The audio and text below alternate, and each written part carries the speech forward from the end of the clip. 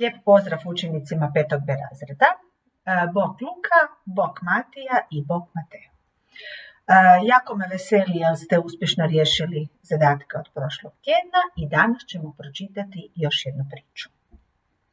Za današnji rad također vam treba vaša čitanka Sunčani dan 3. Potrebna vam je vaša bilježnica, obična olovka s gumicom i drvena bojica po želji. Eto, vi vjerojatno ovaj tjedan iz razgovora sa svojim ukućanima saznajete da nam se uskoro bliži Uskrs. Pa kad vam neko spomene Uskrs, kad čujete riječ Uskrs, razmislite malo na što pomislite.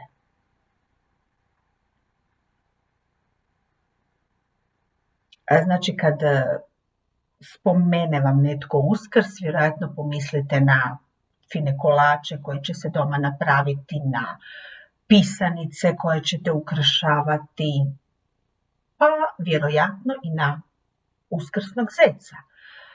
Međutim, osim uskrsnog zeca, postoji i uskrsni medo. O tome nam govori današnja priča koju ćemo čitati i koja se nalazi na strani 91. To zapravo nije priča, nego je igrokaz.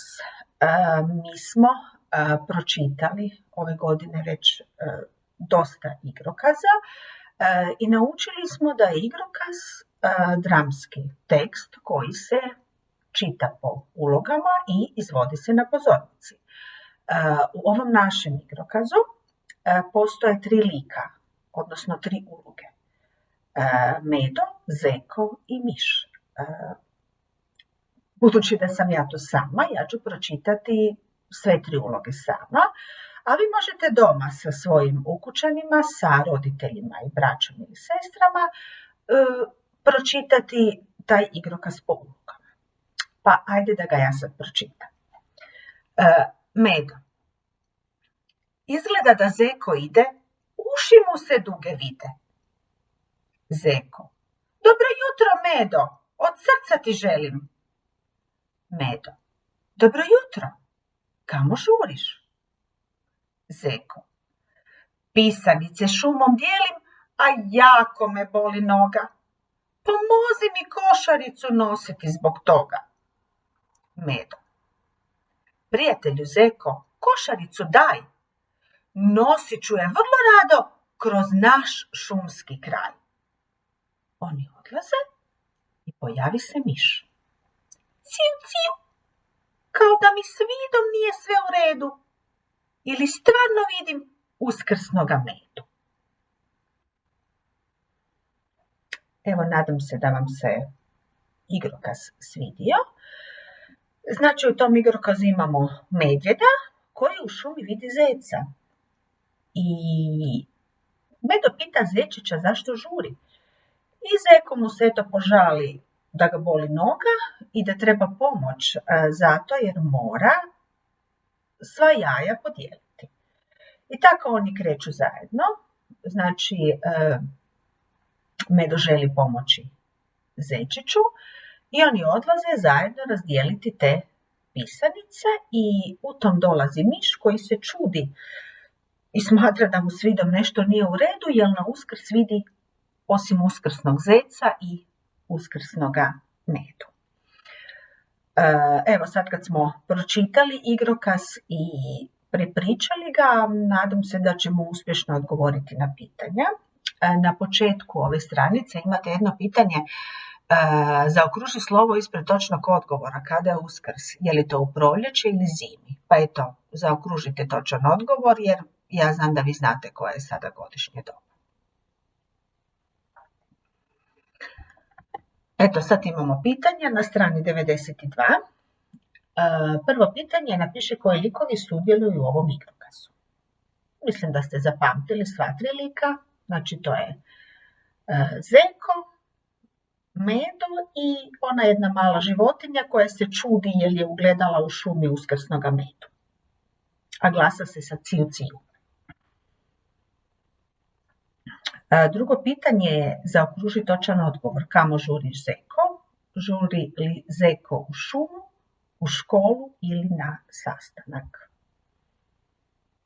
Kao što smo pročitali, Zeko žuri u šumu, pa zaokružite prvi odgovor.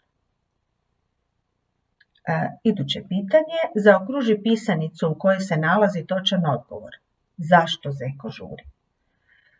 Da li Zeko žuri da stigne na vlak, da stigne na utakmicu ili da podijeli pisanicu? Ja mislim da naš Zeko ne žuri ni na vlak ni na utakmicu, nego iz ovog trećeg razloga.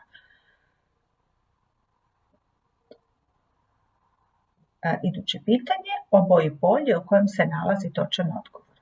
Zašto treba Zeko pomoć?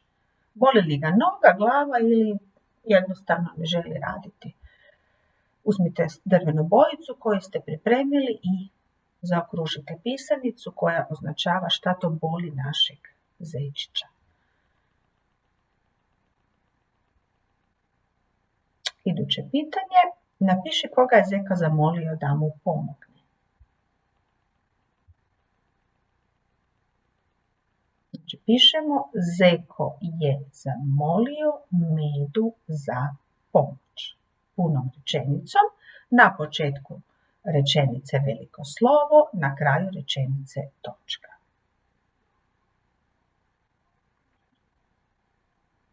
Iduće pitanje, podcrtaj u tekstu što mu je Medo odgovorio. Vratit ćemo se opet na tekst i pronaći što je to Medo odgovorio zejčiću. Prijatelju Zeko, košaricu daj, nosit ću je vrlo rado kroz naš šumski kraj. Znači uzmite svoju bojicu koju imate ili običnu olovku i podcrtajte taj tekst. Odgovor medvjeda zecu. Vraćamo se opet na pitanje. Predzadnje pitanje, zaokruži slovo ispred točnog odgovora. Što je miš pomislio kad je ugledao Medu s pisanicama? A. Miš je pomislio da se Medo rano probudio ili miš je pomislio da mu vid nije u redu? Znamo odgovor na to pitanje, znači to je drugi odgovor. Miš je pomislio da mu vid nije u redu. I zadnje pitanje na ovoj strani. Zaokruži životinju kojoj se djeca raduju tijekom Uskrsa. Je li to uskrsni zec, uskrsno pile ili uskrsni Medo? Djeca se raduju svim životinjama, ali tijekom Uskrsa se najviše raduju uskrsnom zecu. Znači pa zaokružite prvi ponuđeni odgovor. Eto, nadam se da ste uz moju pomoć uspjeli odgovoriti na sva pitanja. Ukoliko sam vam prebrzo govorila, vi u svakom trenutku možete zaustaviti snimku, odgovoriti na pitanje i nakon toga krenuti dalje. Zadatke na 93. strani ćete riješiti sami. Znači, prvi zadatak vam je oslikati i obojiti pisanicu. Drugi zadatak ćete također lako odgovoriti. Kako se naziva priča napisana po ulogama, je li to igrokaz, prikaz, dokaz ili ukaz i gdje se izvodi igrokaz. I to smo nekoliko puta u toku ove školske godine rekli, znači da se igrokaz izvodi na pozornici.